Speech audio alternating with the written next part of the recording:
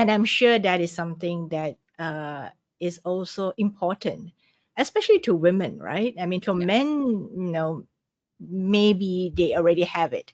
But for women, executive presence is something that women have to work at. It it's something very important we have to work at. What are your thoughts on this? So for me, executive presence actually is one of those words that everybody uses it, but everybody has its own everybody also has their own definition on it, right? You talk to different people and they have very different understanding of executive presence. The way I define executive presence, a very small part of executive presence is really your appearance, and then there's a certain element which is around communication, but a big part of executive presence is about how do you maintain your calm when you're taking difficult decisions, or when you're under stress or under fire, right?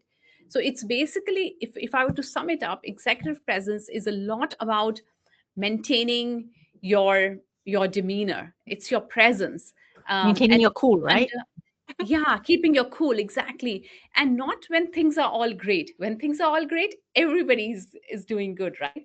It's when you are under stress, when things are not going your way, then how do you maintain that cool really defines your executive presence, right? um, Now that's the broader thing, but of course there are things that people can do. Just yesterday I was on a radio and I was talking about this is, sometimes I've seen women being, of course, invited to conferences to be on the panel, and you're sitting there, and I know it's men and women both, okay, but just that because we're talking about women, I'm just using them as an example. Is that sometimes just the way you sit on those chairs, right? I've seen sometimes people like slouching or people like folding their hands, which to the audience shows that you're disinterested or maybe you're not confident, right? Sometimes little gestures like those can also exhibit executive presence, can kind of decrease your executive presence because you're coming across as somebody who's disinterested, or you're coming across as somebody who's probably not confident, not listening to the other participants on that panel, you or just kind of focus, looking somewhere else when somebody is talking to you.